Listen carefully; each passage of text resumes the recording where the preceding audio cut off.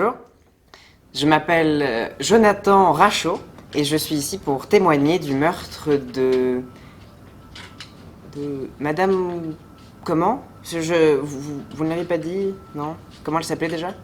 De quel meurtre nous parlez-vous en fait? De l'église de Oulin. Je suis là pour témoigner du meurtre. Ah oui, excusez-moi, j'ai oublié de préciser.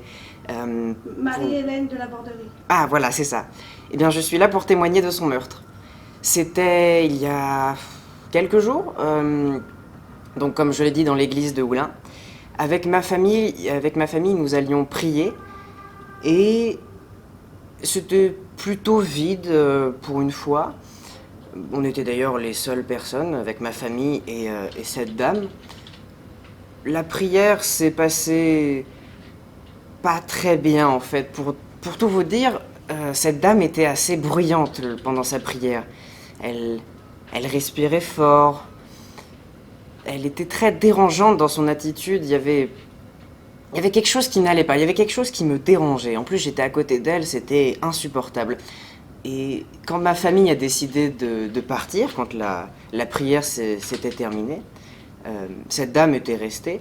Et j'ai décidé de la punir.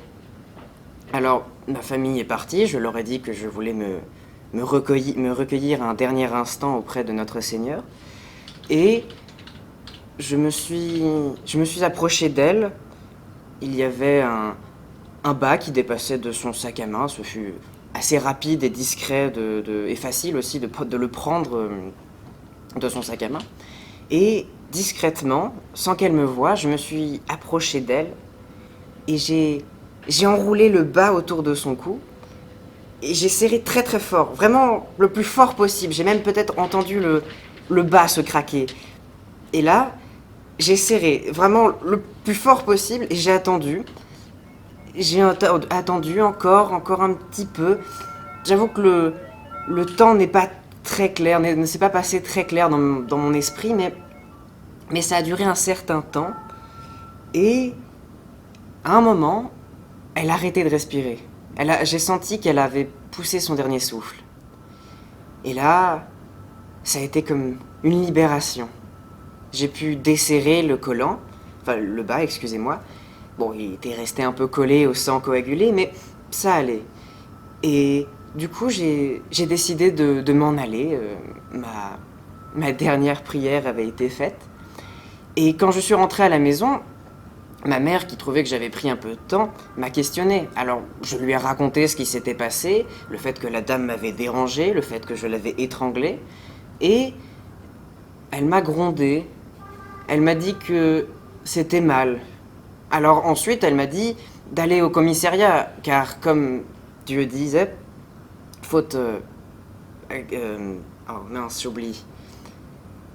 Oh, cette phrase de la Bible, je l'oublie, c'est un sacrilège, je m'excuse. Mais cette idée de s'excuser, et que la faute est à moitié pardonnée. Donc voilà, c'est pour ça que je suis ici auprès de vous pour expier mes crimes. Est-ce que vous regrettez? Ah non, non, non, et je le referais s'il fallait le faire. Que ce soit elle ou une autre personne, on ne dérange pas une personne qui prie notre Seigneur. Mais pourtant, dans la Bible, il est dit tu ne tueras point, non? Ah, vous savez, la Bible, ça, chacun son interprétation.